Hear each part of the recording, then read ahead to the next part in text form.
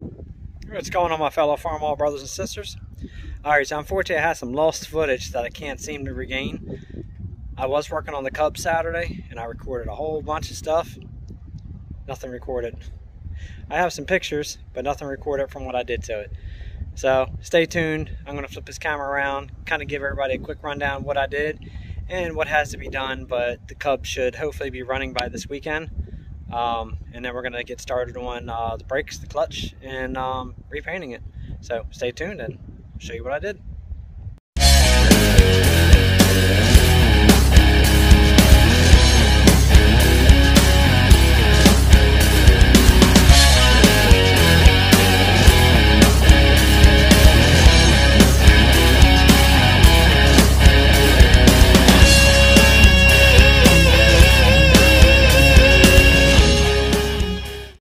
Alright, so I made some pretty good progress on her. It really sucks that everything that I did didn't record. So, alright, so a recap. I went ahead and pulled the other three pistons out of here, and everything looked pretty good. Once I got everything out, I went ahead and I ran the straight wall hone, cylinder hone, through the cylinders to make sure everything was true. And then I followed up for the crosshatch with the dingleberry hone. Same process I did on the 300, same thing I did here.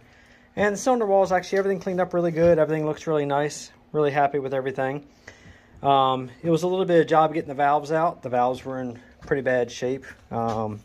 This isn't one of the worst ones. This one's actually not bad. But some of them are really bad.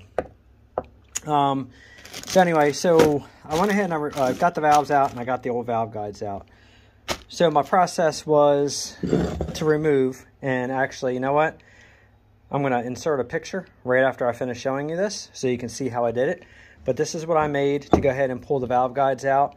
If you're going to do it, I would say run a like a grade 8 bolt. Don't use standard. I didn't feel like going to the store that day, so I didn't get anything as far as grade 8, but I was able to just use a standard bolt to fit the valve guides. It was, hang tight, let me grab my package and I'll tell you what size I used here. These are 5/16 by 24s. It fits the valve guides absolutely perfectly to go inside there. Let me see if I can get this out of here. This one's kind of stuck here. Let me show you here. 5/16 by 24. And it goes right in. Fits the guides perfectly, as you see. Alright, so what I did was I basically made this flat piece of steel. It's pretty heavy. It's a little over 1/4 inch. Drilled the hole through the center and ran a bolt through the middle like that. Ran this all the way down the side to the valve guide. Put the nuts on and started drawing it up. And let me see if I can do this. It's kind of hard with one hand. So as I started drawing the nut upwards, it starts to pull these guides up like this. It'll sink the nut into the block. You can't get it any further. So you just back this off a little bit, raise this up off the top deck just a hair, put a pry bar under both sides for equal pressure, pull. You can actually pull these valve guides right out. Very simple, very easy. Didn't require much to do. So picture's coming up right now.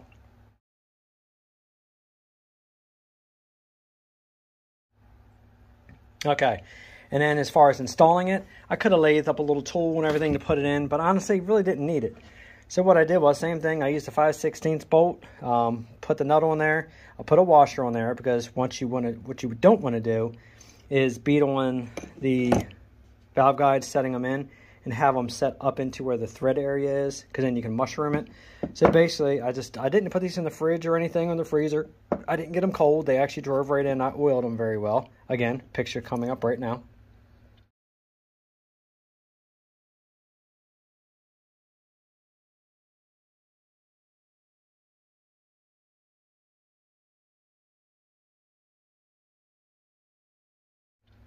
All right, and then I went ahead and just put that one here like this with the washer, and I took the hammer and I drove it down in the cylinder, into the block, and drove it down till this right here was flush inside the cylinder.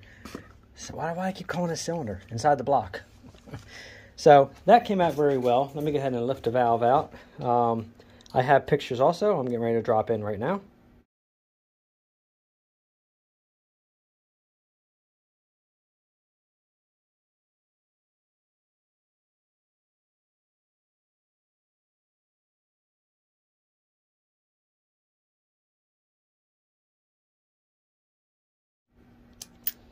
All right, and then that's how the guides look in there. Look good.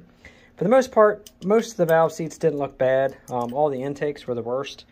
So we're going to have to go ahead and cut a new 45-degree angle on most of these seats. The exhaust valves actually look pretty good. Let me see if I can pop these out. Try to get them out easy. So as you see, for the most part, they weren't really too bad. So I'm going to probably go ahead and run the valve cutter in there also, just very lightly. I'm going to mark it and run it in there just to go ahead and clean that up. But then we run into the issue of your valve cutters. When you order these, they come with guides. Here's your guide right here. Now, when you put this guide in there and you drop it all the way down with your tool, see, it's already hitting right there. So these are actually too long. I didn't want to cut down my original guide. So all I did was I went back to Rural King. I picked me up a 5/16 by 24 3-inch bolt. I did get a grade 8. And then I went ahead and I lopped it off at the bolt head, chamfered the edge on it, and it fits right into my cutter perfectly. And as you see, it goes in, no wobble. It seats, and there's plenty of clearance. As you see, it doesn't even come all the way through to hit anything. So basically, when you cut these anyway, you're only basically using the pressure of the tool. So this one right here, I started running around a little bit, as you see. Started cutting it pretty nicely. That was only a few turns, but just kind of put it in there. And you want to just kind of give it, just an easy, straight, smooth turn. You don't want to shove down. You don't want to put a lot of pressure on there because you don't want to take a ton of material out. But you basically just need to recreate the seats for the valves to sit on. This one was gone. This one was pretty much rounded over from where it was rusted in. So just for the first basically screw around cuts, as you see, it's coming out nice. I might drop a little bit of oil in here and see if I can run this around a little bit, get it nice and smooth like I did on the Super A. And then obviously once I get all these seats cut and I'm happy with the angle on them, then we're going to kind of lap all these in and start putting it together.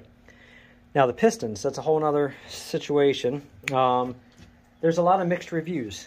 Some people say no problem, pop-ups will work on these engines without changing or doing anything to the head. Other people say it hits the head. There's a lot of issues with trying to figure out if it's going to work or not. There's no definitive answers. So what we're going to do is I'm going to go ahead and put one of the pistons together. We're going to go ahead and put it in, get everything done like it's supposed to be. I'm probably going to do number 4, and then we're going to sit the head on there without a head gasket, and we're going to spin the motor over. And I want to see if I can raise the head without a head gasket. If it raises without a head gasket, well, it's pretty damn close. So then I'm going to go ahead and put a head gasket on it. And I'm going to sit it down a little bit. And I'm going to see if it does any kind of bumping or raising. We're going to test it first before I put all the pistons in and see if everything works. And then see if it, I don't want to start it up and hear it hitting the head. So I'm going to see if it actually works out. Now, I did see that some of the later model heads for the later engines in the 60s, they will clear. And from what I'm gathering, from what I'm getting on information, some of the new heads that you can order, like through Steiner, Yesterday's, AG Tractor Parts, their heads are kind of, I guess in a sense, already ready for pop-ups, so everything will work. They're saying the possibility, some of the earlier ones, they hit. I don't know. I don't really feel like spending $234 for a head right now. So we're going to see if this thing will work out and see what happens. If it hits, well, we're going to have to do a little bit of work to the head, and I'm going to have to clean it up a little bit and relieve it wherever it's hitting. We're going to have to put some stuff in there for the marking and find out where it's hitting. No big deal. So that's going to be the plan. So the first thing I want to do is I want to get these valves done. I want to get these over with. So we're going to go ahead and set up the camera. We're going to cut all these seats. Some of them are, like I said, are very light. Some of them I actually got to go ahead and make them because they were bad. I think this was one of the bad ones too. Let me pop that up real easy. Yeah, so it's not awful, but see how it's round? That's not going to be very good for seating. So it's easy enough to go ahead and cut these. Now a lot of people would shy off upon, again, you got mixed reviews. Some people say, hey, when you do the valves on here, you don't have to replace the valve guides. Just leave the old valve guides in if they're okay. Put new valves in. You don't want to do that. It's not that hard popping these guides out of there. Yeah, it's an inconvenience because it's like, what, 2, 4, 6, 8, 10 of them. It's a little bit inconvenience, but you know what? why are you going to go through rebuilding the motor or lapping valves and putting everything in just to end up having them wobbling in the hole and then lose power and everything? It's not worth it. Replace the guides. It doesn't take that much. And the Cubs, they're cheap. So anyway, so once we get all that done, get everything back in, and then we're going to go ahead and adjust all the valves and put all the springs in, the keeper. Well, put the springs in, put the keepers in, put everything in, then adjust the valves, get everything kind of ready. And, you know, I cleaned all the ports out, so everything is actually cleaned up nice. Next, we got to clean off this. I did put a straight edge on the deck, and I went ahead and I kind of did a couple different angles of cross sanding real easy. I put a straight edge across there, and the deck is actually pretty straight. Didn't really see any gaps, so we're good. I'm going to have to do the same thing to the head, see what that looks like. And then I start doing some light scraping on the engine, kind of getting some of the grease, the grime off the side of it. Just kind of getting started, because all we're going to do here is, I got the new clutch on its way already. Once I pull the brakes out, I got to see if they're either the riveted or if they're the welded full brake. I think they're the welded, but I want to make sure. But it needs new brakes. Get all the controls cleaned up, pull the hydraulic off. I got to fix the console where it's rotted inside here.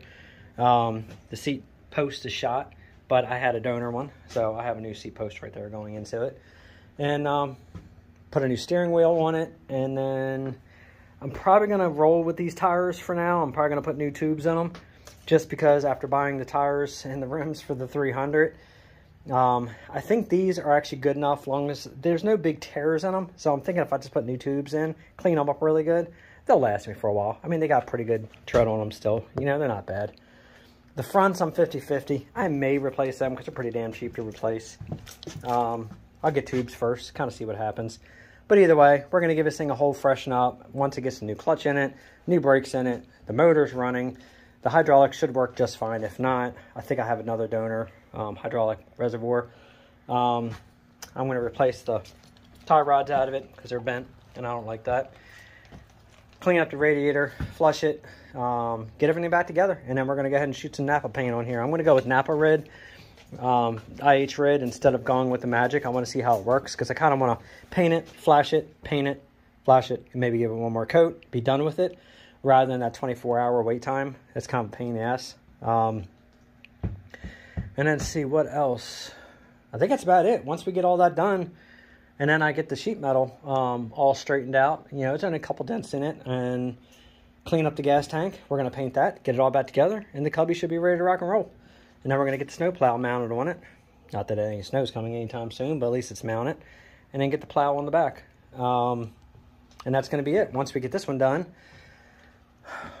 I'm probably going to jump on the 300 row crop, because the utility, it's inside, it's safe, nothing's happening to it. She's good.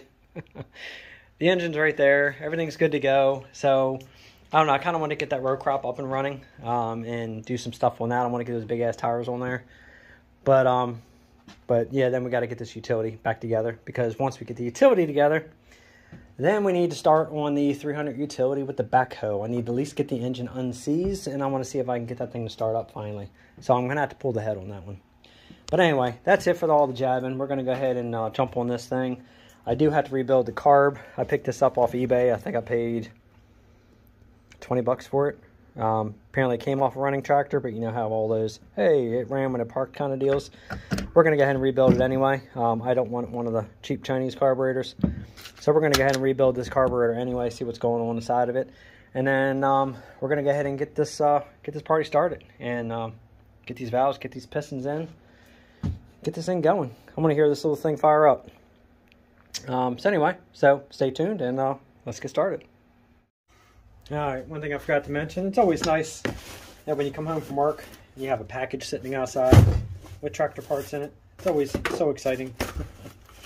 I went ahead and I ordered the clutch and head bolts for the little Cubby. So let's see what we got. So I got all brand new head bolts for her, because I didn't want to put the old used, possibly stretched head bolts in there.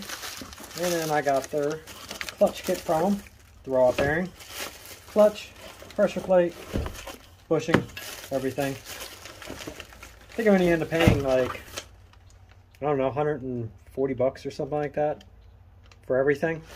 Not a bad deal at all. Just because going this far again, I'm going to replace the clutch in that thing.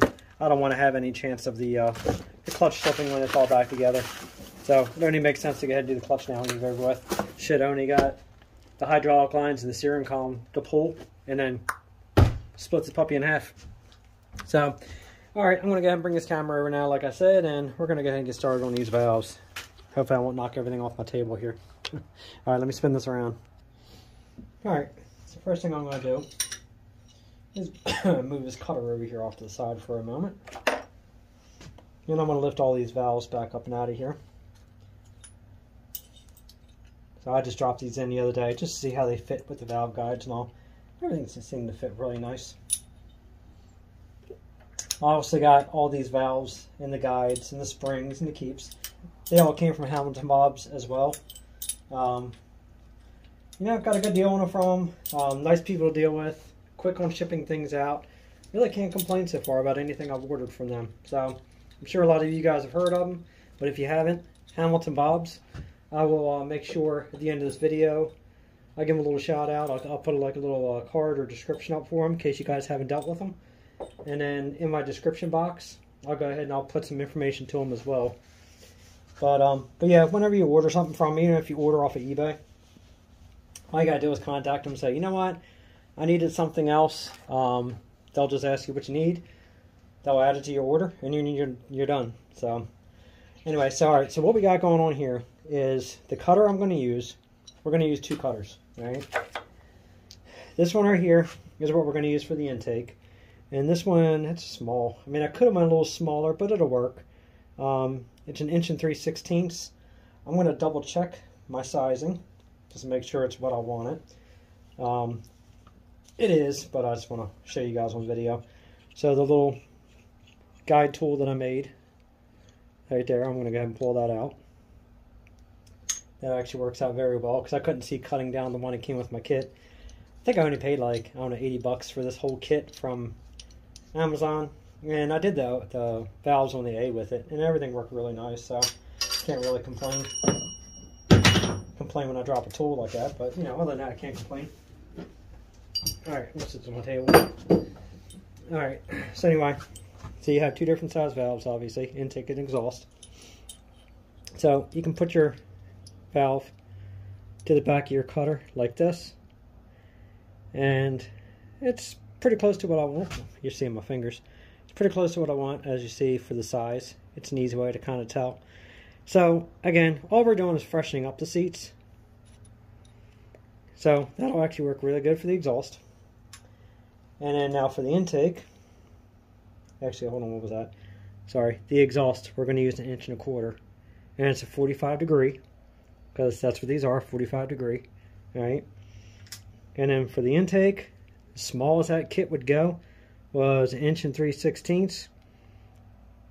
I would have liked to seen a cutter just a hair bit smaller than that. But it will work for what we're cutting. Like I said, I'm not cutting deep.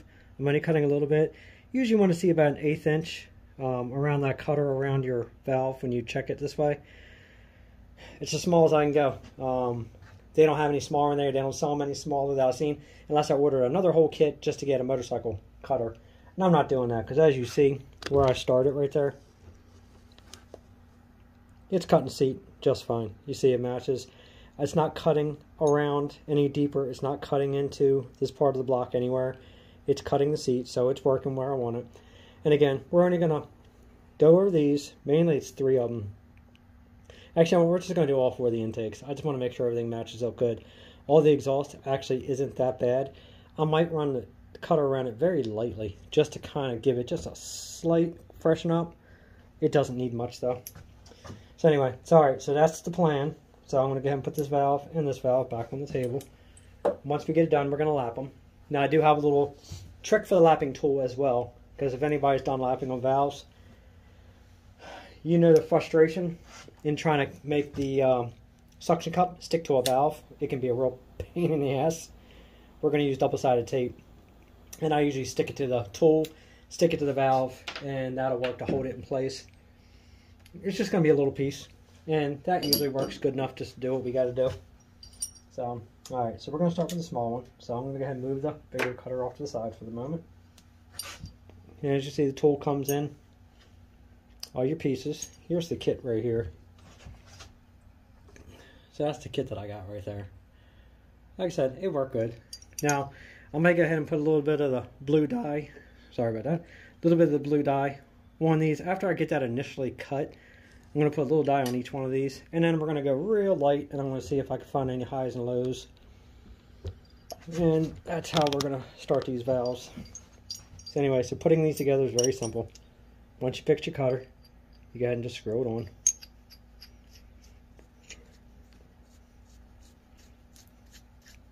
Like that. Usually I use a rag to tighten up a little bit more. It's a little sharp on the hand trying to tighten it. And you don't want to use a pair of channel locks because you'll mess up your cutter. Alright, take your guide. Now on the Super A's, stuff like that, you can use the guides they come with. No problem whatsoever. But as you see, I need it one way shorter because it's hitting the lifters. So again, very easy. Just get yourself a bolt. This is a 5/16 for 24, 3-inch. Lopped it off right at the bolt head. Chamfered the edge so it goes in the guide nice and smooth and no drag. Works perfect. Put your handle in like that. Now, if you're tired of your handle falling out, like if it falls out a lot on you, all you gotta do is use like a vacuum cap for plugging vacuum ports on carburetors. Just put the rubber cap over both sides, and that'll make the handle go so far and stop, and it won't fall out. I don't really care. I don't think I'm gonna have an issue. I never did before, but just a little tip in case anybody wants to. So anyway, so you're gonna put it in. As you see, it goes in nice and straight. I don't want to put any pressure on it. I just want to give it a nice easy turn.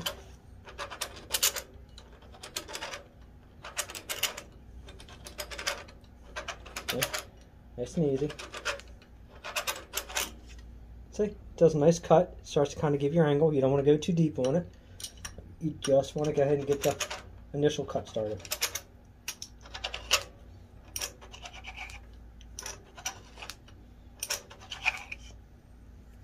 Just like that.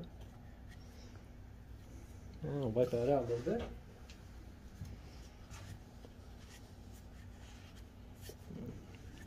Yeah, through the years, the valves beating these up and all that moisture sitting in there. That was doing a number on it, and it just had that awful. And obviously, like I said, you need a good seal, so you need to recut it. They do make another style cutter too. Instead of it being a cutter head like this, like these aren't bad. I don't mind these. I like the other ones a little bit better. That, I don't know, I guess how would you consider it? It kind of looks like a sprag, or it kind of looks like a, I don't know, I guess like a fan or something. I don't know how to explain it. But the cutter's a little different on there. Sometimes they work a little better without chatter. These work good. You got to learn how to control them, because if not, you'll get chatter, and they'll move like that, and they'll make a chattering cut, which isn't a big deal. It's just more that you got to lap off. So either one that you find works pretty good. It seems like for these cubbies, I would almost say a motorcycle valve cutting set would probably work really good for these. So anyway, don't go backwards, because if you go backwards, you'll mess up your cutter. You just want to try to do nice even pressure. Well, hold it steady. Let the weight of the tool do the job. And try to turn it real nice and even. Pretty much like that. And we'll get you a good start. So I'm going to end up miking this, and I'm going to check this angle, and I'm going to check it from here to here, compare it to this one, and I'm going to see what I got. So I don't want to go any further yet. Now, let's just say this isn't the easiest to do with the camera setup again because of the angle of it. So I'm going to see if I can measure this without having to move you guys out of the way.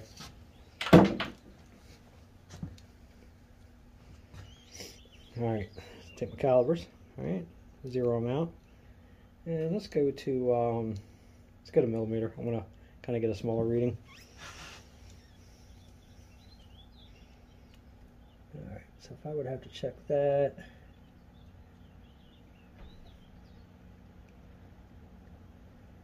That's about 2.22. Got a shadow on there.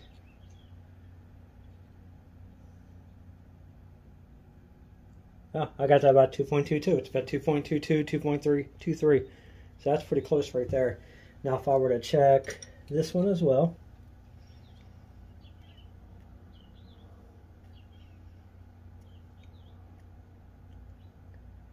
And it's about 220. Now if I were to check this one that hasn't been cut, it's so round, but it's about 1.66. So it's like hardly any lip to it whatsoever. And then where these things come down the seat, it's going to be right about in there. Let me see how I can show you. So you see the valve goes down, boom, drops in. You got that little edge sitting up on top.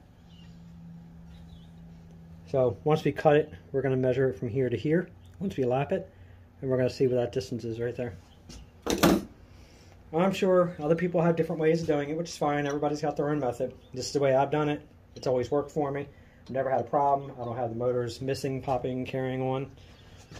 So people who do this again every day, they have a different method. It's fine. Whatever method works for you, whatever you find, just as long as in the end the results are the same and it works. That's all that matters.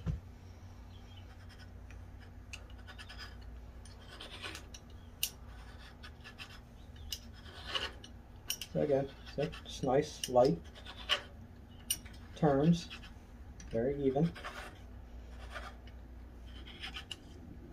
And that's cutting beautiful. It's already giving a nice cut to it. So I'm thinking of going to Napa Auto Parts, and I'm going to use their paint. I think it's like CPP something. I got to find what the number was. Again, I have a picture of the number. But I'm thinking of using that paint on this one and see how it comes out. And if I like it, I think I might go ahead and use that same paint on the utility and on the row crop. Pete over there at oh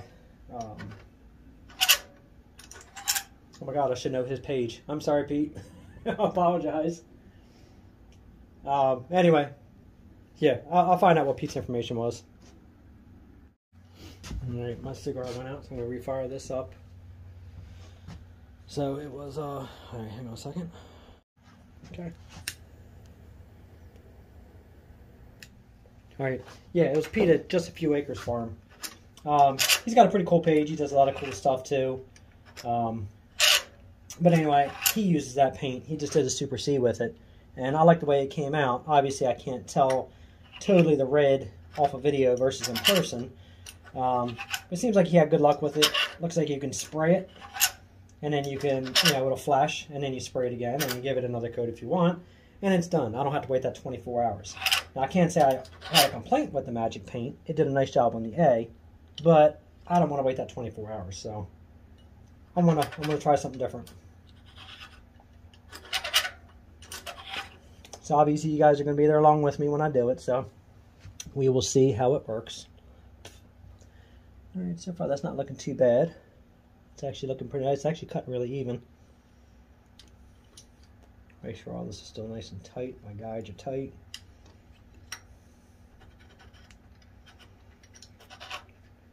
Now obviously if you have a tool, you know, that you cut the valves in, that can make a really nice job as well. But I don't have the extra coin that I want to spend on that particular tool, the drill that goes down there and cuts those. It's nice to have. I don't do it enough to warrant buying that tool. But if you ever have access to one or you get one, it makes this job a lot quicker. So, I don't know, maybe one day if I keep doing a few more, which obviously you know I am. Maybe I'll go ahead and I'll invest in one. Alright, that looks pretty good to start. Yeah, I think I'm going to leave that one there. No, as you see, you just take your time with this. You know, you don't have to go hog wild. You don't have to knock it out in 5 minutes. Just take your time. Enjoy what you're doing. I should have did this on that 300 head. I should have did all this myself. Why I decided to send that head out to somebody else, I don't know. Yes, they did a nice job. I could have done the same job. If it needed to be decked, you know, and straightened or shaved, maybe I could have sent it out for that, because I can't do that here. But the valve job and the guides, why on earth did I have somebody else do that for me? Because the cost was ridiculous.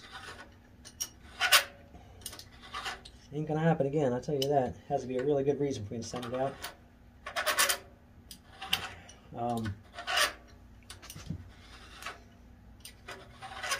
Yeah, there's something else I was going to add to that, but I forgot what it was. Sorry about that. Kind of zoning here in the moment, watching as I'm doing the cutting. I just want to make sure I don't leave no. Because when you cut, you want to try to do it as straight as possible, because you really don't want to stop oddly in the middle and then start, because then you'll make like a cut line as you're doing it. So you want to be really careful on how you do this. Again, it's not rocket science, but you just got to make sure at least you do it right. I mean, what's going to happen is you're going to have a lot of popping. You're going to hear it, you know, spitting out the pipe and all that. And it's never going to sound, you know, 100% if you do it wrong. So this is an important step.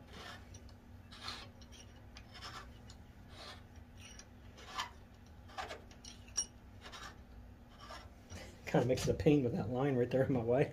I keep, you know, you can't see what I'm doing. I keep hitting this right here. So I should just, you know what, why don't I just pull it out of my damn way? Duh. There we go. Now I can do this a little better. See if I can angle that up a little bit. There we go. That's a little better.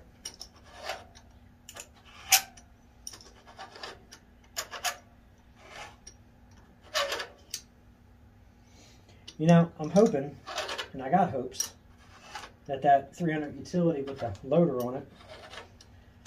Now they're both 56s. My row crop's the 55.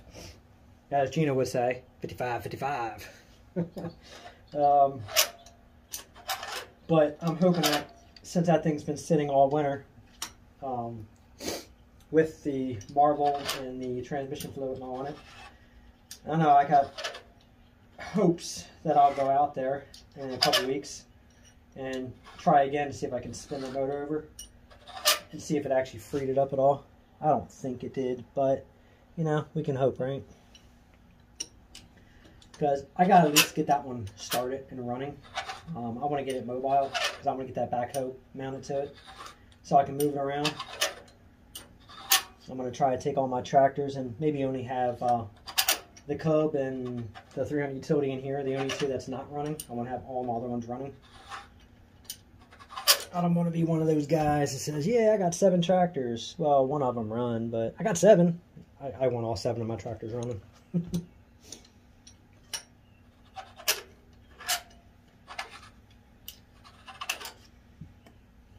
Now, I don't want to hurt the feelings of anybody who likes their Cubs. Yeah, Cubs are good little tractors. I mean, unless I start running it and using it, and all of a sudden it's like, wow, this little thing is actually nice for a little 10 horse. I'm not really full on, I guess you could say, into the Cubbies yet. So, I don't know, maybe it'll change my mind once I actually start using it and seeing how they run, what they do, the jobs they do. Yeah, I might be pleasantly surprised. So I'm kind of only doing the Cub because I didn't want to see them go to waste. Kind of wanted it just to push snow and stuff in. You know, may hook a single bottom plow up, see how it does in the garden, like stuff like that. But I don't know, me personally, I like the bigger tractors, like that 300 row crop. I like that tractor a lot. That's one of the ones that I really want to get going. I have the tank right now soaking on it. I have the, what the hell is that shit called again? Evapor rust sitting in it. And I've been rotating the tank pretty much every single day. So it can start working in and doing its thing as far as breaking that rust up. And then once it moves around a little bit and I see the color changing a little bit, and then I'm going to go ahead and put in the acetone mix with it. And I'm actually building a rotator to actually rotate the tank. So you guys will see that. I got the electric motor, I got the pulleys, I got the engine stand that I'm using for it. And then we're going to go ahead and make a turner. Because I'm going to have to turn the tank on this one as well. And obviously, as you know, the Cub's hook to a hood is a little bit bigger, so it's a little bit harder to hook to a tractor tire. Plus, you know, a lot of people hook it to the tractor tires and they drive the tractor around. Okay, it's all fine and dandy. But to really get good results, you need it running at a steady speed consistently. Like my A tank, I ran that one for 45 minutes. And I was like 20 minutes forward, 25 minutes in reverse. And as I was doing it, I was shifting the tank around and re-ratcheting it and doing it. that's why I got that tank so clean. That tank came out like absolutely perfect. So the turner is actually going to make the job a lot easier. Because, like I said, just driving around, you're stopping, but then you're risking the whole tractor shaking and hitting holes, and then you risk dropping the tank, dropping something out of there, denting it up. I don't want to do that, because that's just going to be more work then for me to straighten out. So a turner just makes a lot more sense. I'm just going to have to get the pulley ratio right, because I need to slow it down, so I don't want it spinning fast.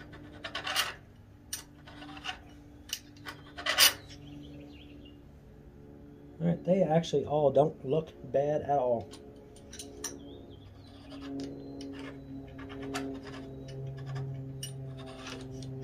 So all I did was, I put a little bit of oil in. Like that one came out good, that one came out good. That one was a little chattery, and that one's a little chattery. So what I'm going to do is I'm going to clean my cutter up a little bit again. I'm going to clean out that, and clean out that one. I'm going to add a little bit more oil.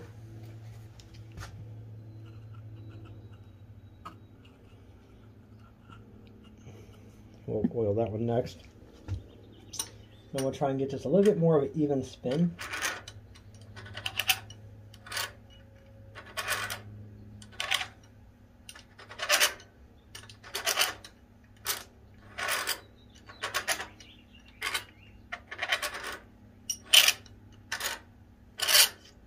That's a little better. So what it'll do is, it'll make it easier when I lap these. And I don't have to worry about, you know, running so long when lapping it. Because that's the part I don't like.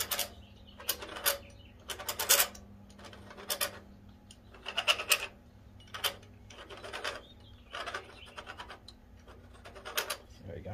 Yeah, that's better. See, I want to get a nice even spin. Alright, so I'm going to clean these up. I'm going to put a little bit of blue marking compound on them. And I'm going to run it one more time so that way I can see exactly how it's working, how the cut looks. And then after that, we're going to start lapping these things.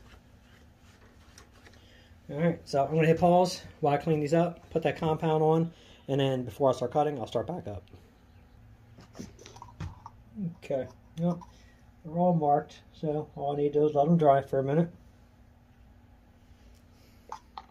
So, in case anybody's wondering who hasn't done this job, so it's just layout fluid, that's all I'm using.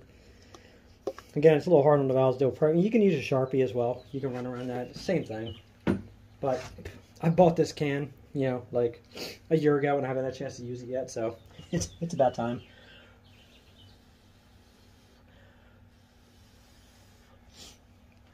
So basically what I'm going to do is we're going to go ahead and put the cutter in there and we're going to turn it real easy, and I'm going to kind of see if it's kind of cutting even or if it's cutting crooked or how it's cutting. I want to see what the seats look like, and if everything seems to check out as far as the cut, we're going to start lapping next. Alright, I think it's dry enough for me to check this out. Let's get that back in there. Give it a couple turns.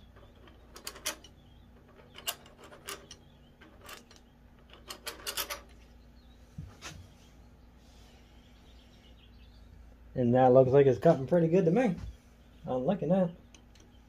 See what this one looks like.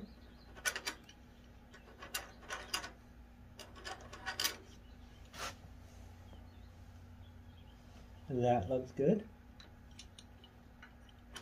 Looks like they all cut pretty even. That looks good.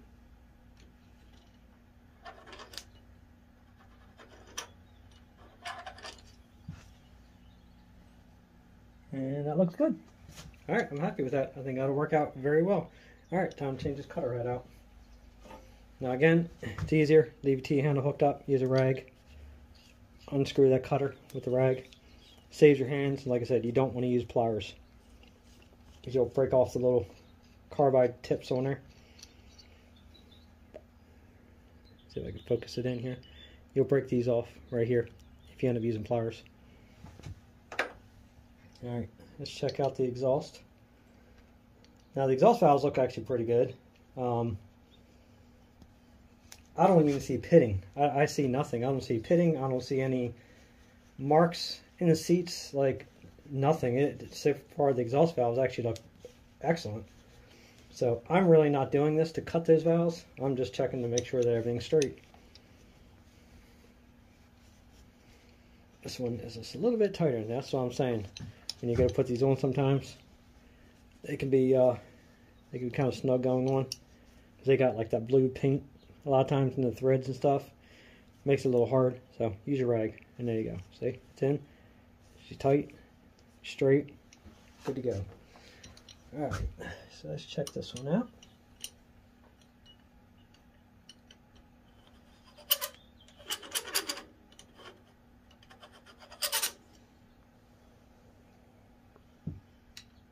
Go a little harder, well, a little more, not harder.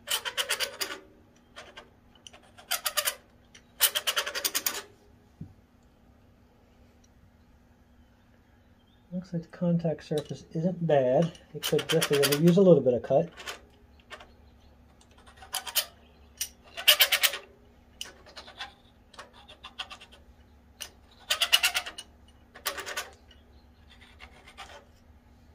Alright, it's looking good. I want to get that down a little bit more.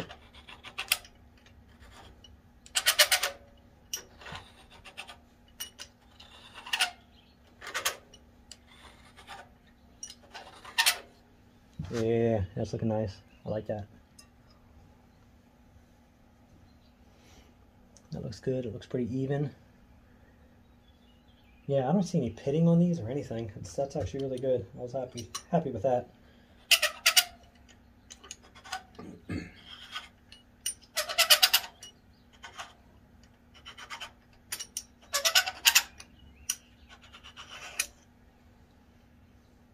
I got a little bit of dye right there that didn't come off.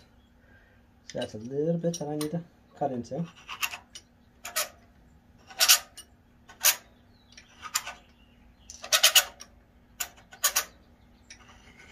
we go. That looks better. Alright, that looks nice. See, didn't have to take much off, just a little bit. And as you see so far, they're coming out really nice.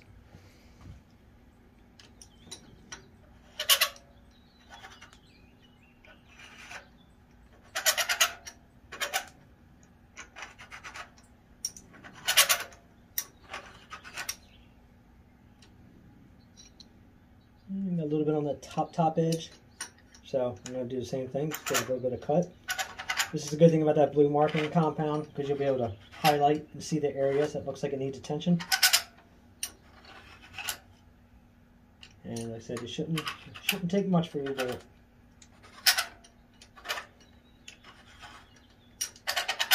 You know, in Super A, that was a different story. Those valve seats were really in bad shape.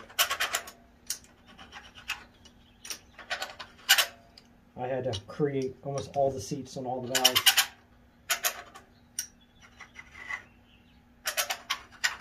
I know it sounds like I'm pushing down, like I'm really trying to take meat out, but I'm not. I'm actually really not pushing hard at all. The cutter's actually doing the job for me. So I got a little bit there and there. I want to try to get to remove.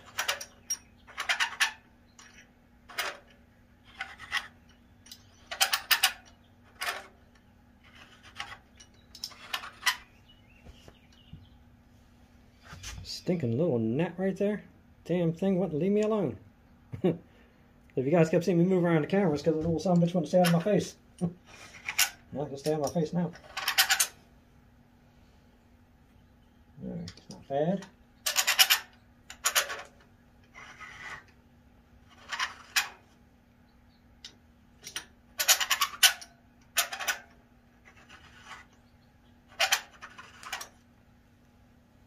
Alright, we're good. I'm going to leave that one there. And that one looks, so far, really good. Let's go a little deeper.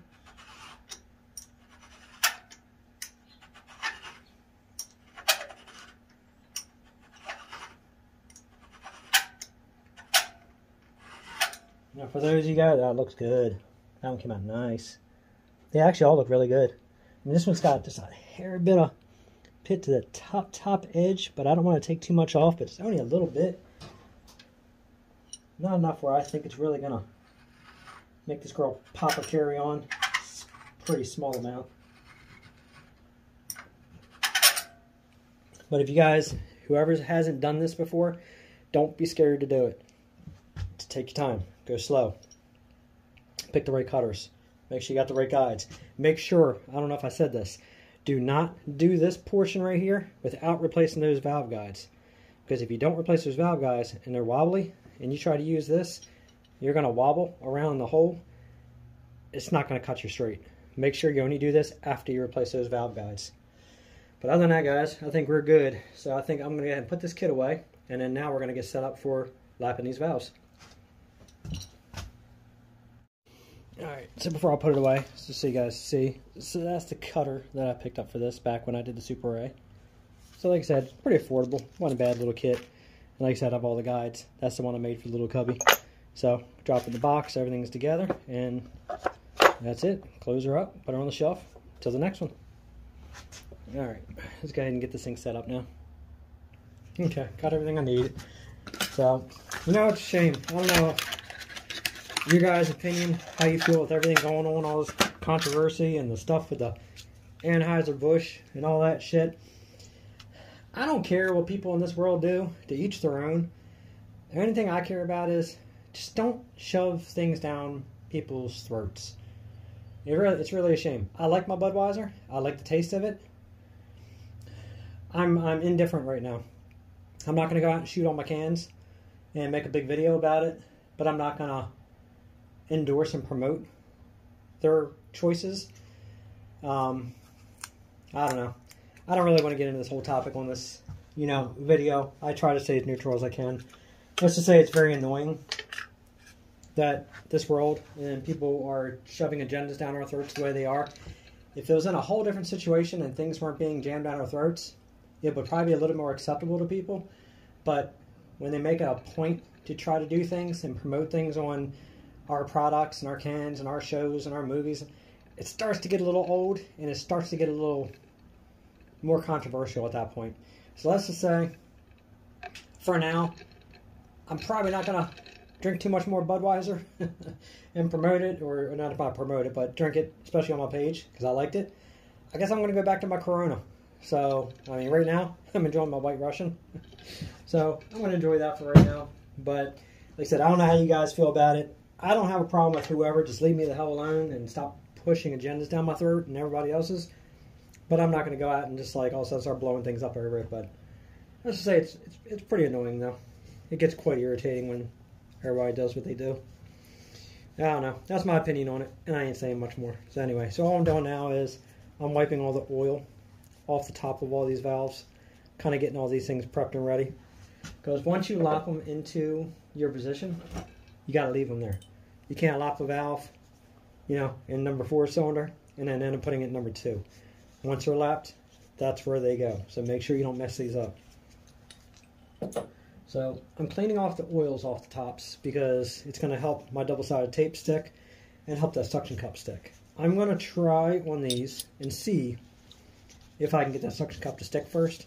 And if it starts to give me a problem where they pop off like they usually always do, I'm going to double-sided tape. That's why I have that sitting right there. Because sometimes I can get really annoying when you get a good spin going and then that decides to come off the valve and it pops off. And then once you get that lapping compound on there, you can't get them to re-stick. It gets quite frustrating. So anyway. So I'm going to move this to the side for the moment. Here's my lapping compound. Valve grinding compound they call it. So we're going to use that. So you want to see which one fits. Now obviously that one fits well, but once you push it down, it's probably going to roll off the sides. So we're going to go with the smaller one and push it on there. And I want to find out. Let's see how well it holds. So you only want to use a little bit of your compound. So, ooh, very nice little runnier than I expected today. Guess I got the top of it where it settled. Anyway, so once I got it on there like that, it's a little much. Came out a little fast. I'm going to go ahead and spread that around a little bit.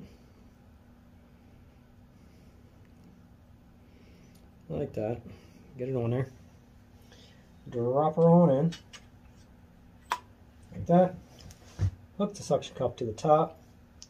And then you're going to go ahead and, like you're starting a fire. See how it's starting to roll off? You got to keep it nice and straight.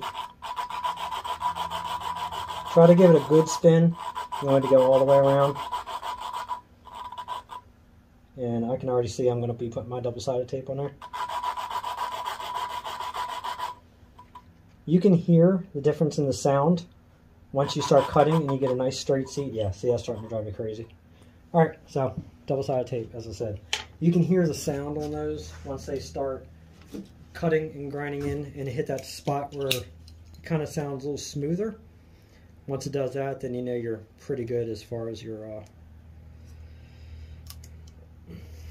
cut. So I'm going to cut this one more time. So basically all I did is just cut a little strip, and then I'm going to go ahead and cut another piece, save that for the next valve. I'm going to stick that over there, and then I'm going to see if I can remember what side's the sticky side here.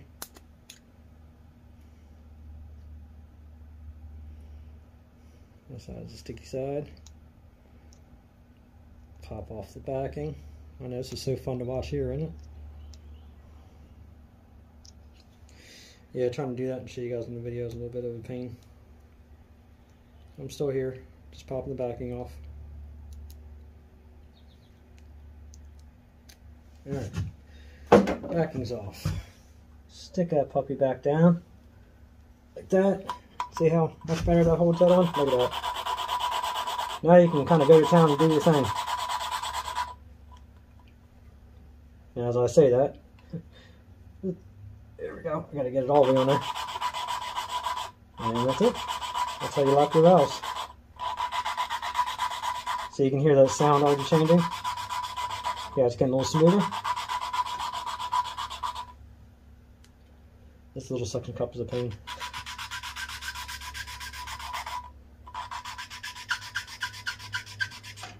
Yeah, it's sounding pretty good so far. I'm going to pull it up.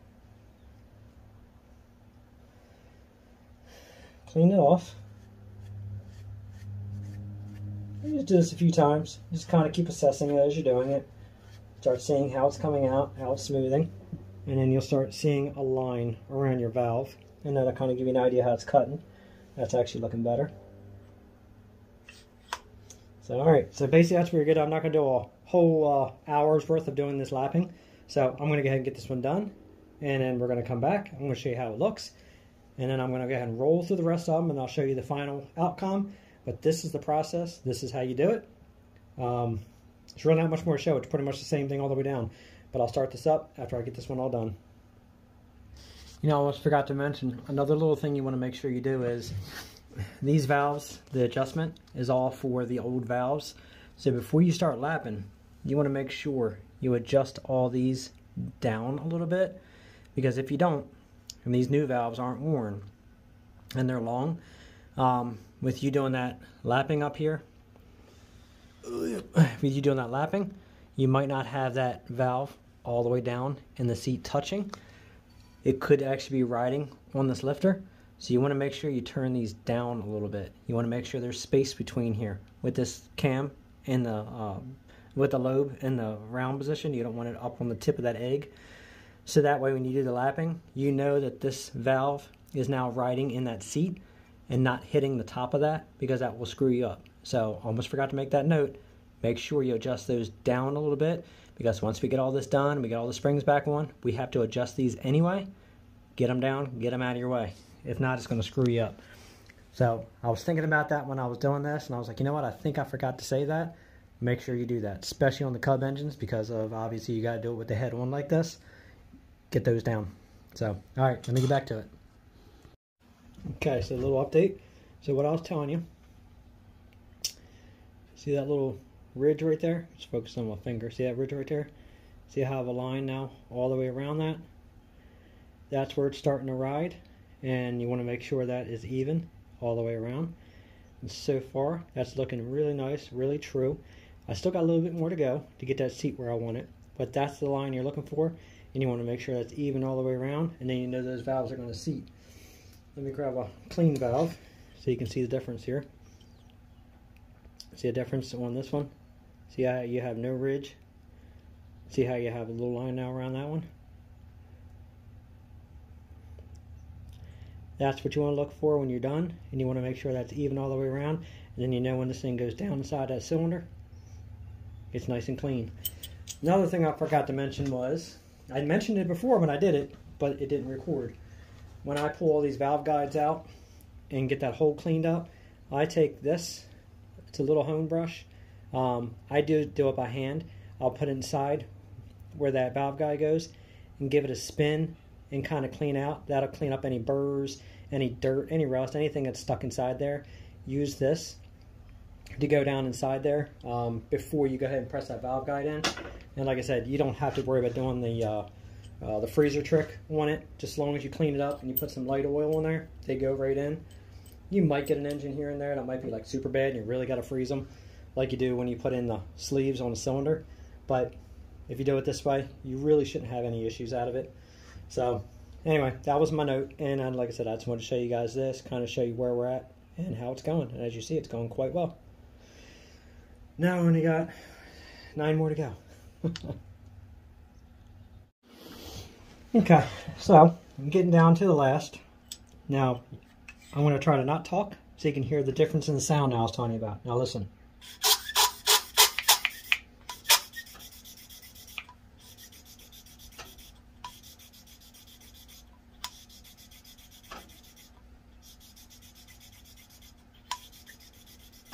Yeah, how smooth that is? Yeah, you don't hear no crunching and grinding noises. You don't hear anything anymore. That right there shows. See how nice and smooth that is now? And as you see, that valve seat looks really good. And I'm going to clean out the valve. I'll look at the ring again around it, but you can hear. See how it's nice and smooth now? That's what you want to make sure you hear, is that sound there all the way down. Now, side note, when I first did this, I was showing you, I was cutting my pieces in little itty bitty squares, because this is the first time doing these little itty bitty valves. Don't do that. Go ahead and take your tape, just cut it about, I don't know, 5/8 of an inch. Put the whole damn piece on there, like this. It makes it stick to that valve. See how big that piece of tape is on there? It sticks much better and does its trick. But it's actually coming out beautiful. It's what I was hoping for. So if all goes well, we're going to get all these valves done tonight. And I'm going to go ahead and put that one piston in with the pop-up. We're going to go ahead and set that up on the bench. I'm going to clean the head off, and then we're going to sit the head on there, and then we're going to rotate the engine. I want to see if that head does any lift whatsoever. I may even put some marking compound on the inside of that combustion chamber. So that way when I move that, I'm going to see if it does any bumping and see if it has any marks on there whatsoever. And if it doesn't raise the head without a head gasket, it's not going to hit with a head gasket. So hopefully I'll put that to rest if these pop-ups will or won't work with that factory style head. So anyway, alright, I got to get back to it. Alright, down to the last valve. Everything came out really good so far. And I'll tell you, it may seem like a pain to you guys at first when you start putting this tape on there and you realize you got to put tape on each one. But the hassle of the tape sure beats the hassle of trying to keep that suction cup in those valves. So if you haven't tried this trick, I'm telling you, you're going to love it once you do it. It's all in that double-sided tape you use also. This is just a 3M heavy-duty clear tape. You can pretty much use anything you want to try, just as long as it's a good double-sided tape. Make sure your valve tops are clean. Make sure your suction cup's clean before you stick it. And as you see, they stay on there. Alright, that should be it for that one. Now, before I put the springs and the keepers and everything in here, I'm going to take these out. I'm going to clean these all really good, because what you don't want to do is you don't want to use so much valve grinding compound that it goes down the stem, because you don't want to start getting it on the stem and then actually having it kind of cut away your stem. So you want to make sure that stays clean. That's why you only want to use a little bit. See how mine, so I bring it down to show you. See how mine stayed around the valve top? Nothing dripped. Now obviously you see these marks because you're spinning it inside of the valve guide. But you don't want that valve grind compound going down on there. So once all this is done and over with, I'm going to take these valves out, keep them where they go, spray everything out really good with brake clean, let it drip through, and then I'm going to put a little bit of engine assembly lube onto each one of the stems when I put them in, because I don't want this thing to start dry. And once it's all clean, then we're going to go ahead and put the springs and the keepers and everything on. We're going to adjust the valves. I'll get to the measurements and the adjustments on that once we get to that point. And then we're going to get these valves done first, and then we're going to start that piston next. So that's pretty much it as far as grinding the valves. And like I said, everything came out really nice. Let me see if I can set that there real easy. I'll pop one up. And let's pick this one. So I wiped everything off, but obviously I'm going to clean it really good. Let me see if I can get you guys a little closer. See how nice that seat came out? And see how it's got a nice, even groove all the way around? That valve's going to seat really nice. And see how that seat came out? Perfect. It's nice and smooth. There's no pits. There's no anything. There's no rolled edges. They all came out that way. So as far as the valve job in this one, it was actually pretty easy. All the intakes were bad, but as you see, cut the seats, grind them real easy. With the valve grinding compound, it's not a hard job. Don't skip this step. You definitely will be much happier when you hear your engine start up if you know these valves are seating. Because if they're not, they'll pop, and like I said, you'll get that missing out of your pipe, and I don't know, it never seems to run right or sound right. So don't skip. So I'm going to go ahead and start cleaning all this up. We're going to spray this out with brake cleaner now, and get this thing all started getting buttoned up. If all goes well by this weekend, hopefully we should be able to get a little fire in this engine.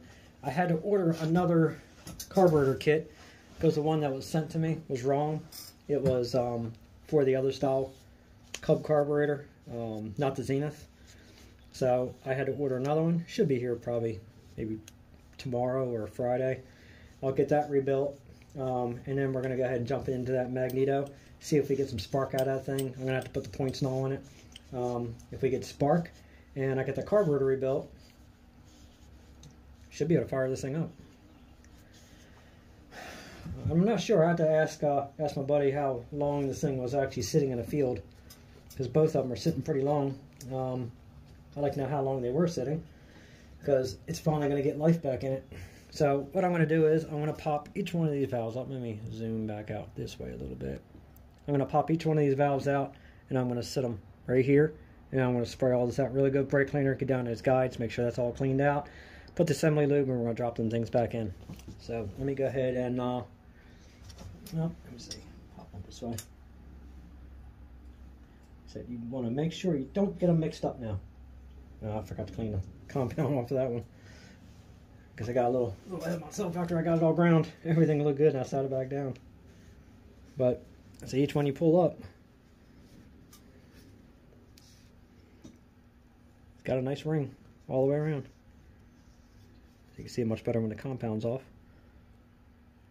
See if I can get that to show up a little bit here. There we go. See? Looks good.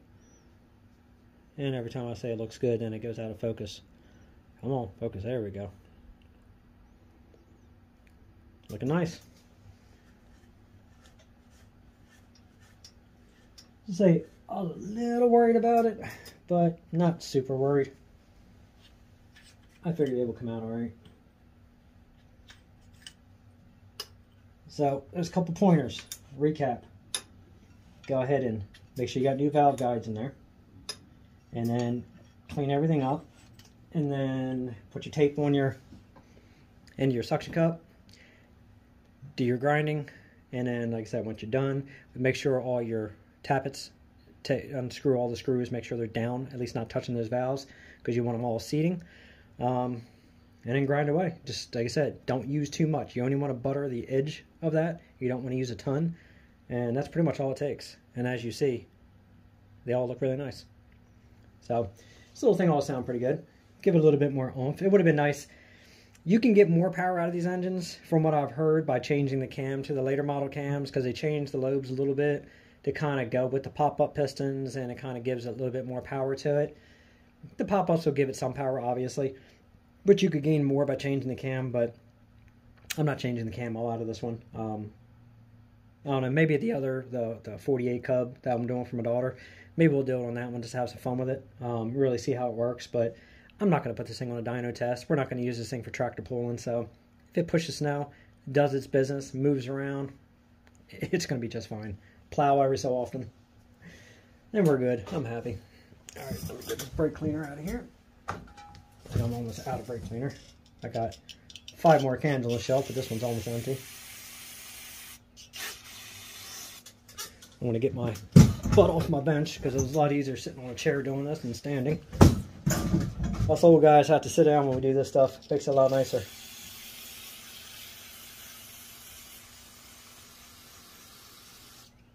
And I'm going to make sure that I get all down the side where these valve guides are. And make sure it all runs out.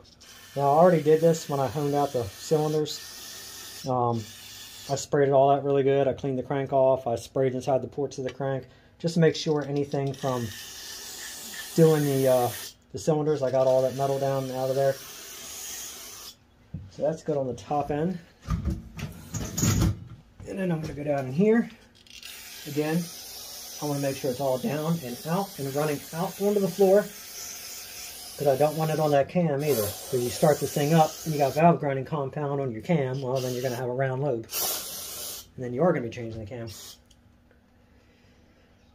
Again, take these. I'm going to spray these down, and I'm going to wipe these with a clean rag afterwards.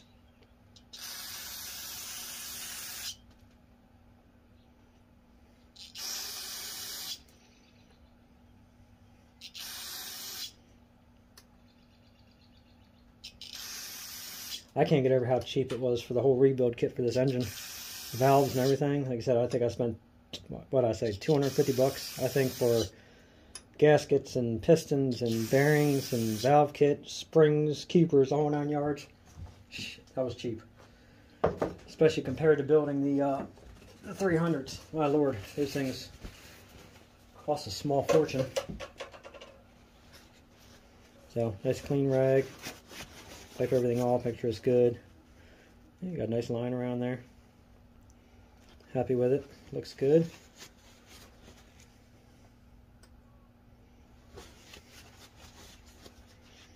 So as you see what I was telling you, see that was just, you know, stuff from inside the valve guide from spinning them. But as you see, it didn't grind anything down, so that's why you want to make sure you don't use too much compound, because it kind of defeats the purpose. Put new guides in if you're going to wear them down by putting valve grind compound and get it down inside there.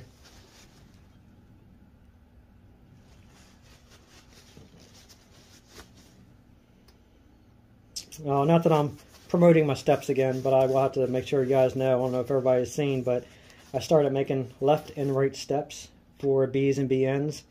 So if any of you guys have a B or BN and you want to have a step for each side for somebody to get up on, I am now building left and right steps. I am going to start doing some C's next. I just haven't gotten around to talking to a buddy of mine to see if I can borrow his C. Just long enough to get some measurements so I can go ahead and start making up some. But I am going to start making C's also. I've had a lot of people ask me, so I guess it's about time to do it. But for now, B's and BNs. I have one for each side.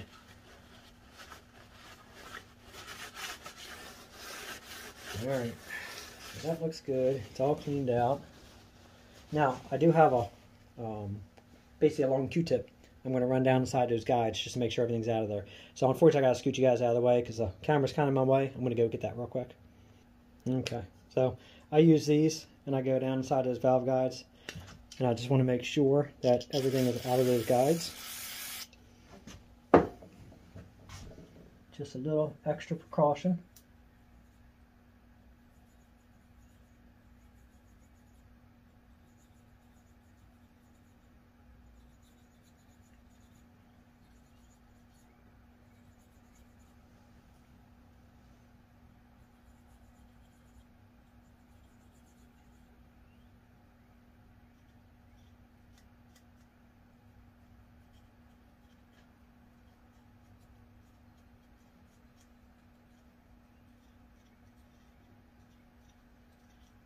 I started working on the 300 a little bit the other day so I can get it started back up again and maybe adjust that carburetor a little bit so I can start working the hydraulics, make sure everything's up and running before I start breaking some things down to get ready for some paint on it. I want to make sure everything's working first. But it started raining on me, so unfortunately I couldn't finish that job. So that'll be one of my next videos after I get this thing running. So I cleaned all these out pretty good, sprayed them so all the cylinders are clean. I got all the carbon out of them and everything. So this thing should breathe pretty easy now. Alright, well, let's get some assembly lube on here. So what I'm going to do is, I'm going to put the assembly lube towards the top a little bit. Just run a little bit in there, like that. Don't want to coat it really super heavy. Just enough so I know when this thing starts, it's not going to be starting dry. Push it in there. See, nice and smooth, no drag. Boom, there's one.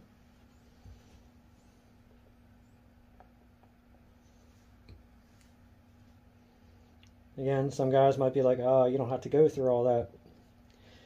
Again, everybody has their own method, and I just like to make sure that I can take every precaution necessary that she's not going to be starting up dry and having any issues. I'm going to use the same lube on the rod bearing, all the rod bearings and everything, and then when we put the piston in, then I'll tell you my method on putting those in. And it's a method most people have, but I'm going to reiterate it on here. When I do my gaps, I like to make sure my gaps are to the sides, not to the front, because you don't want those gaps digging into the cylinder walls on each side, in the front and back. So you want to put those ring gaps to the sides of the cylinder. Obviously, I always like spacing mine close to 180 degrees apart.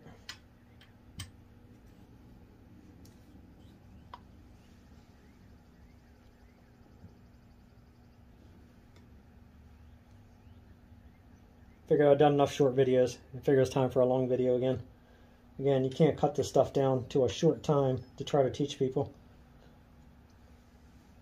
I like to make sure I'm trying to teach as much as I can without making a 3-hour video.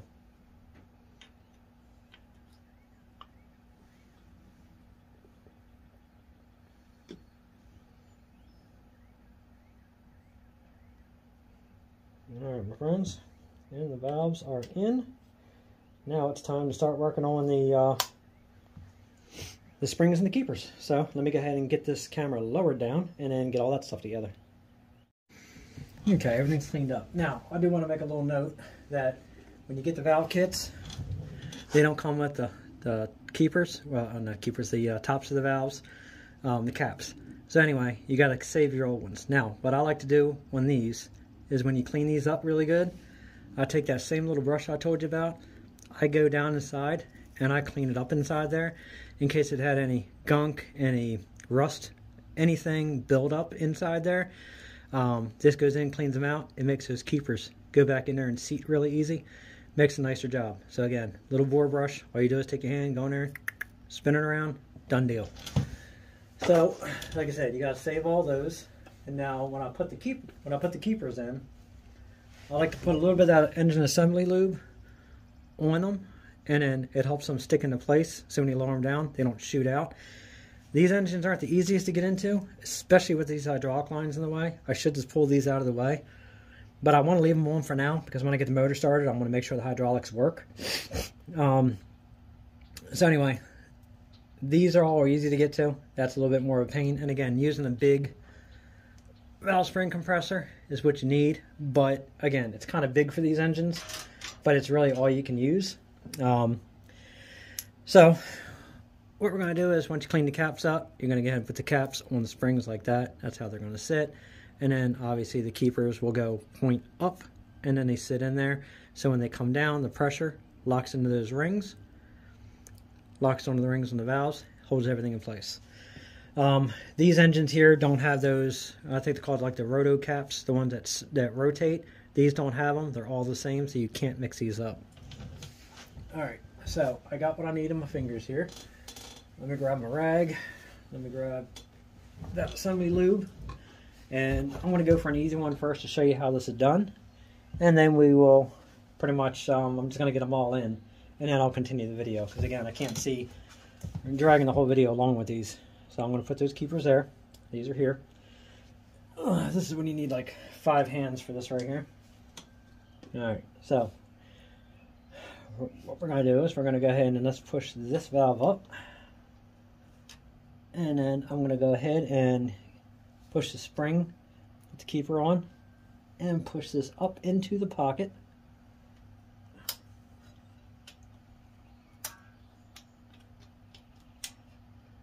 Like that. So spring is now in.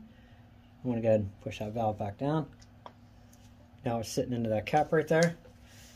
This should still be adjusted from last time. I'm going to open this up. Now I did close the jaws up on this right here. You can, if you got this kind, you can adjust the screw right here. It'll close these fingers up. It helps. So we're going to go in here.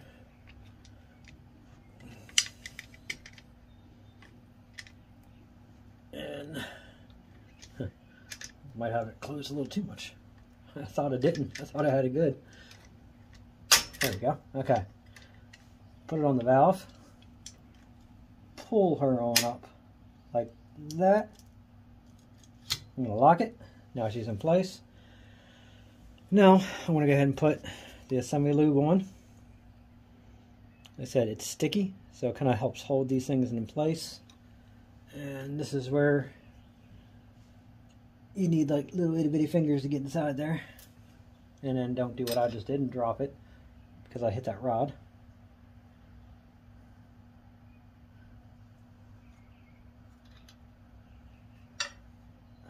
Push that keeper, that cap over a little bit. Yeah, I got it locked. I got to move this over because I got it stuck in place. All right, hang tight. Let me get that moved over a little bit. Okay, we got it. There's the first keeper in there. Let that hang for a minute. Put a little bit on the second one. Move that out of the way. Now I usually push one to the back like that, get it out of the way, and try not to drop it again.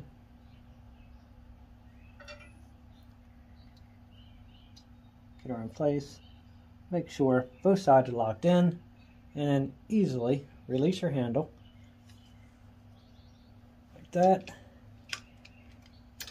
and then get her out of the way. And that's it. As you see, we're on there. Let me see if I can move that with a little screwdriver and kind of show you. See? Now it's got a hold of the keeper. Everything's in where it's supposed to go. And that's pretty much it. That's how you lock those in. Again, it's patience. It's nothing hard. You just got to find the easier way to do it. And like I said, the easier way is obviously to go ahead and put some lube on there. And that makes it stick. Oddly enough, right? I like it because it's stickier and it holds. And let me go ahead and spin the engine. Let me see if I can move this around. Now I have to adjust the valves, but I know that mag's got a good snap to it. Let's see how it moves everything up. Valve comes up like it's supposed to. And everything's good. Everything's seated. So I'm going to go ahead and continue this process. I'm going to get the rest of these locked in. And then I'm going to come back when we adjust these. And then we're going to get that piston in there. So again, I could do a whole video doing all that. It's just going to extend the time. But that's all you need to do to get that in there. Pretty simple. Alright. Well, let me explain what I have learned on these Cub engines. For a little tractor, putting those keepers on is a big pain in the ass. Now I understand why whenever anybody does a rebuild video on these engines, I understand exactly now why they show the first one, and then all of a sudden, boom, the engine's done, and all of a sudden, just do that, no problem. Well, let me explain something to you. These keepers are a pain in the ass to get back in this engine. I had to pull the hydraulic line off, as you see, in order to get to this last one. I don't care which way my fingers would twist and turn and bend. It absolutely, you could not get those keepers in with those hydraulic lines. If anybody can get them in that easy, man, hats off to you. You are the man or the woman. But what I found finally after about the last 4, it was easier to actually take the corn head grease out of my grease gun, shoot it up inside after the spring was compressed, shoot it up inside, put a gob in there, take those keepers and try to stick them in place and hold on the best you can to get those things to release the valve, drop down, catch those seats. Because I'll tell you one thing, getting those keepers in there was not an easy job. It wasn't hard per se as far as like strenuous. It's a test of patience. So let me just say, anybody who does this, don't get discouraged. It will take you a little bit of time. It was daylight when I started. It's dark now. So I'll just put it that way. Wasn't the absolute worst job ever done. Let me just say, there wasn't a single thing fun about that. All right. Now we're going to go ahead and adjust the valves. So, as the book recommends, they recommend 15 thousandths cold. Obviously, this engine's cold. So we're going to set these at 15 thousandths. We're going to spin it until the valve is closed down the smallest lobe, like here, and we're going to go ahead and adjust these valves. I'm going to do the first valve, and then I'm going to spin it. I'll do the second valve. I'm going to pause the video because there's no sense in me running through this whole thing of adjusting the valves. I'll show you the first couple as far as taking your 7/16 wrench and your 1/2 inch wrench. You hold on to the bottom down here like that, and then you're going to spin the top nut until you get the 15 thousandths feeler gauge, just till it has drag. That's where you want to set these at according to the book. I also looked in the book to see exactly how they wanted these valve seats set as far as the angle here. The correct way is pretty much exactly how I got these seats cut. You want to have it where it's hitting in here, and then you want to have this gap here. If this part right here, if this part right here is flush in your block, your seats are too deep. Obviously, if your valve is hitting down here, your seats need to be cut deeper. I have it setting right exactly where the book, the specs show, and it's sitting right to the bottom of this lip right here. So the valves are good. But let's just say, those keepers were absolutely no fun whatsoever getting into this engine. They were a royal pain. So anyway, long story short, yes, that is exactly why everybody does the first one, and then miraculously they're all done.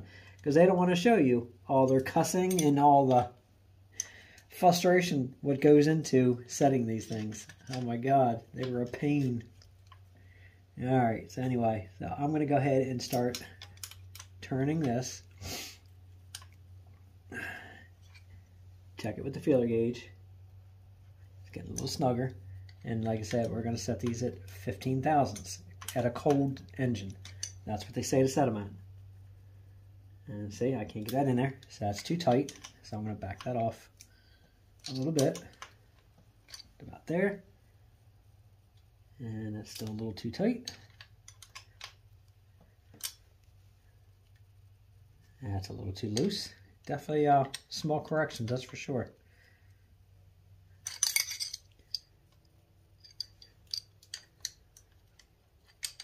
Yeah, they weren't fun.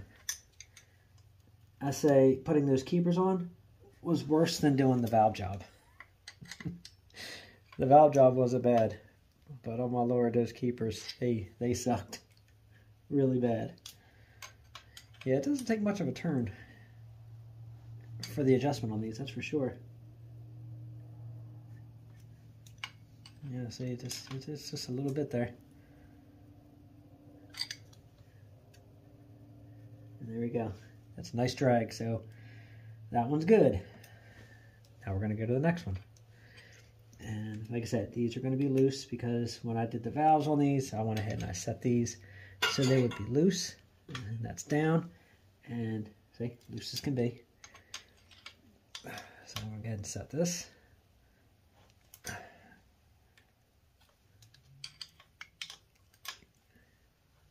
And once I have them all set where I think they're supposed to be, I'm going to go ahead and spin everything over a few revolutions, and then I'm going to go ahead and check them one more time to see if that's where I want them at.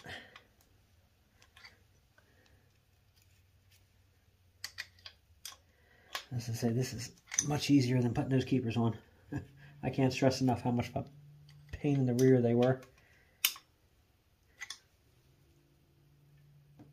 Alright, so as I said, there we go. So it's a nice drag on it. Actually, I'm going to go just a touch more Again, it only takes small corrections because these adjust up pretty quickly. And there we go. It's a nice drag again. It goes in, doesn't bend the gauge. It's where I want it. That's what I'm going to do to the rest of these valves. We're going to get these set. I'm going to try to make this semi-quick so I can get that piston in because I'm starting to get a little tired. It's been a long day at work. I'm going to get these finished. We're going to get this piston in. We're going to check that head like I said, and then we're going to call it a wrap. The next video, we're going to go ahead and finish up all the rest of these pistons, get this thing buttoned up, and hopefully next step is going to be rebuild the carburetor and start working on that magneto. After that, we should be getting ready to fire her up. Once it runs, and I know everything's good, we're going to go ahead and start sanding all this thing down, getting all the stuff that needs to be replaced, break this thing in half. We're going to put the clutch in it and go from there. So anyway, I'll be back in a minute when I'm ready to start these pistons. Okay, got everything on the bench, got it all ready. All right, so piston ring, retaining ring for the wrist pin, put a screwdriver in, give it a pop, give it a pull right on out. It's good to go, and then we're going to go ahead and drive these through. Now, when you put in the pop-up pistons, you want to make sure that the pop-up part right there is facing towards the number side. So you want to make sure the piston goes in that direction where these numbers are, because you need this to go towards the cam side. So pop up, cam side. All right, so let's go ahead and let me see if I can get this retaining ring out. It's getting late. I don't think I'm going to have time tonight, unfortunately, to go ahead and put this in the engine. So after I get this piston ready, I think I'm going to call it a night, because I have to clean up the head. I forgot I didn't do that yet. If anybody knows an easier way to do this than this, I'd love to know, but I don't really think there is any other way except for prying them out, because you can't really get needle nose on there. Take a socket about the size of the hole, this one here, 12 millimeter, fits in there beautifully, and then you're gonna just give it a tap. See, she'll come right on out. So we're going to go ahead and get that wrist pin the rest of the way out of there. Right there. There's a wrist pin. We don't need it because we have a new one. Get the socket out of the way, and now we have a rod. Put this piston off to the side. There's nothing wrong with it. I'll keep a hold of it anyway. So we're good. All right, so I'm going to go ahead and next pull this wrist pin out of here. And I'm going to check the wrist pin bushing, and just to make sure that everything fits in there okay, doesn't have a lot of excess slop or wear, and actually it doesn't. It fits in there beautifully. So you want to go in there and check that, because if these are bad, then obviously you got to have these reamed out, put the new ones in, all that good stuff. So if you're lucky, like I got on this one so far, it's snug. It has no play in it whatsoever. So the bushing is good. So we're going to go ahead and number side right there. Pop-up side right there. Go ahead and get it set. You know what? Let me go ahead and do what I said I was going to do. Put a little bit of assembly lube on here, because the pistons were actually pretty clean in this motor. Just had a lot of junk on top. So anyway, so pop-up side, number side. You want everything to the cam side. Put your wrist pin, a little assembly lube on my fingers. Push her on in there. Not drop it on the floor. Now I gotta wipe it all back off, get all that crap off of it. Okay, so let's go ahead and get this started. I'm not sure why it's a little snug on that side. Let's go on this side. My rubber mallet. I got my rubber mallet. I thought I left it in the shop. I don't know if you were cringing, but I was cringing using a hammer on it. I didn't really want to.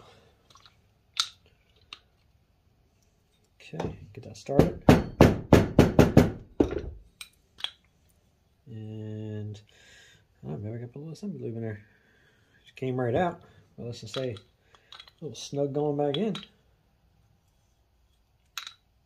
There, put a little of that on there. There we go. That fit much better. All right. Should have did that start with. Assembly lube is definitely your friend. All right, like I said, pop-up side, number side, push that on in, get her started. Like that. Push it on through. Done deal. Looks good. I gotta push it where it goes. I'm gonna go ahead and get this retaining ring stuck on in there.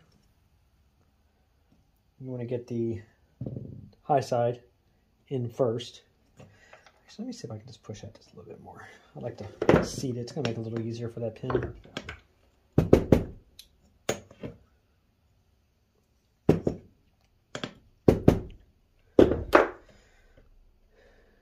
All right, that should be good enough to get that started. All right, so put the high side in first. And then you should be able to, honestly, use a screwdriver and just kind of start it here. This is a bad screwdriver to use, a little small. Now this one I'll probably stab myself with. All right, come on, buddy.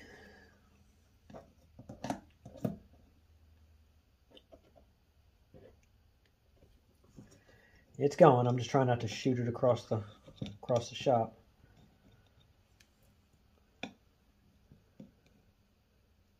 There we go. All right, so we're in. So instead of forcing it, now I can use the other hammer. I'm going to give it a little tap. Boom, snapped.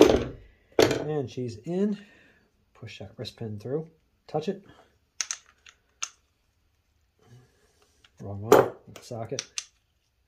Right there. We're going to push that all up against there. Looks good. She's fully seated. Let's get the other side on. All right, same thing. Get that high end in first, and then work into the small side.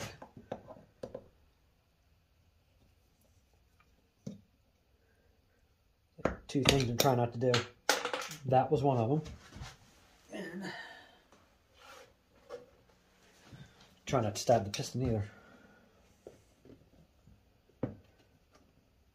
All right, let's try that again. If I can push it here, I can relieve it like that. Just enough to get her in there. There, boom, snapped, done. All right, again, reiterate, get those locks in there. Everything's good. I have no side-to-side play. Pop-up side towards the number side. So it's going to be the cam side when it goes in, and that should work just fine. I'm kind of kicking around the idea, if I want to clean that flash up off of there a little bit. I'm not really a big fan of seeing that. It may not hit. I don't know. I'll try it as it is, and if it hits, I'm just going to pop it out and knock those off. I think they should be okay, but I've never used these pop-ups in the Cubs before, so I'm not really too sure if that's going to do anything or not. They all have it. It's just a flashing from the cast. And then go ahead and put it in the vise. Very gently. Just enough to hold the rod in place. This will make putting the rings on there a lot easier. All right, then you got your oil ring right here. Oil ring, let me see. I don't have you guys set up yet, sorry. All right, zoom in a little bit here. Okay, right there. All right, oil ring obviously goes to the bottom groove. All right, just like that. Then you have your two oil rings right here. All right, that's your third. Now, I don't think, let me double check. No, these aren't directional, so you can put these in either side. Now, when you do put them in, you want to put one in like that, and you want to put one in about 1 inch apart. Oop, sorry, guys. You want to put one ring in there, and then when you put your next one in, you want to have about the gaps about 1 inch apart from each other. And you're still in the piston, so that's good. So let's go ahead and see if I can get this to the bottom groove.